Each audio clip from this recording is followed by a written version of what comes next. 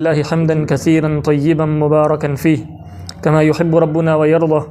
أشهد أن لا إله إلا الله وحده لا شريك له وأشهد أن محمدا عبده ورسوله صلى الله عليه وسلم. اللهم صل وسلم على عبدك وحبيبك نبينا محمد.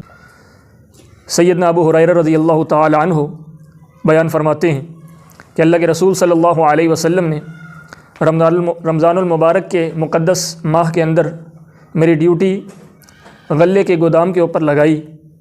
اللہ کے رسول صلی اللہ علیہ وسلم نے مجھے نگران اور محافظ مقرر کیا۔ جب رات کے وقت میں اپنی ذمہ داری اپنی ڈیوٹی ادا کر رہا تھا، غلے کی حفاظت کر رہا تھا کہ اچانک میں دیکھتا ہوں کہ ایک چور اس گودام کے اندر داخل ہوا اور اس غلے کو سمیٹتے چلا جا رہا ہے۔ میں اس کی طرف لپکا، اس چور کو پکڑا تو وہ مجھ سے رحم کی بھیک مانگنے لگا اور کہنے لگا میں بڑا مجبور ہوں، میں بڑا مسکین ہوں، فقیر ہوں، میرے بچے ہیں، لہٰذا آپ مجھے چھوڑ دیجیے۔ کہتے ہیں میرے دل کے اندر نرمی پیدا ہوئی، میں نے اس کو چھوڑ دیا۔ صبح ہوئی، پھر اللہ کے رسول صلی اللہ علیہ وسلم سے ملاقات ہوئی تو رسول کریم صلی اللہ علیہ وسلم نے پوچھا ہے ابو ہریرہ رضی اللہ تعالی عنہ کہ تمہارے قیدی کا کیا حال ہے؟ تو میں نے تعجب کیا، میں نے کہا اللہ کے رسول صلی اللہ علیہ وسلم وہ رات کو آیا اور یہ سارا ماجرا میں نے سارا قصہ بیان کیا۔ اللہ کے رسول صلی اللہ علیہ وسلم نے فرمایا کہ اس نے تم سے جھوٹ بولا ہے لیکن وہ دوبارہ پھر آئے گا۔ کہتے ہیں مجھے اس کا شدت سے انتظار تھا، رات ہوئی پھر میں اس کا انتظار کر رہا تھا، پھر اچانک میں دیکھتا ہوں کہ وہ آیا اور غلے کو سمیٹنے لگا۔ میں اس کی طرف لپکا اور اس کو پکڑ لیا، پھر وہ مجھ سے معافیاں مانگنے لگا، میرے سامنے وہ اپنی مجبوریاں بیان کرنے لگا، اپنی پریشانیوں کو بیان کرنے لگا۔ کہتے ہیں کہ میں نے اس کو پھر اس پر ترس کھاتے ہوئے اس کو چھوڑ دیا اور پھر اللہ کے رسول صلی اللہ علیہ وسلم کے پاس دوبارہ دوسرے دن میں پیش ہوا تو اللہ کے رسول نے کہا ابو ہریرہ تمہارے اس قیدی کا کیا بنا؟ کہا اللہ کے رسول صلی اللہ علیہ وسلم رات کو وہ آیا تھا، سارا ماجرا میں نے بیان کیا، پھر رسول کریم صلی اللہ علیہ وسلم نے فرمایا ابو ہریرہ وہ دوبارہ پھر آئے گا، اس نے تم سے جھوٹ بولا۔ کہتے ہیں تیسرے روز پھر وہ آیا، تو اب تیسرے روز میں نے ٹھان لی کہ جب وہ آئے گا تو اب میں اسے چھوڑوں گا نہیں بلکہ میں اسے پکڑ کر اللہ کے رسول کے حضور پیش کروں گا۔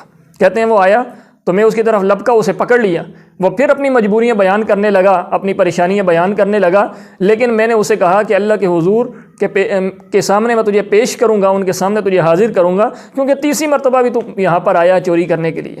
تو وہ کہنے لگا اے ابو ہریرہ رضی اللہ تعالی عنہ میں آپ کو ایک وظیفہ بتاتا ہوں، ایک عمل بتاتا ہوں، آپ اس عمل کو اختیار کر لیجئے، اللہ احکم الحاکمین اس عمل کو اختیار کرنے کی وجہ سے آپ کو نفع دے گا۔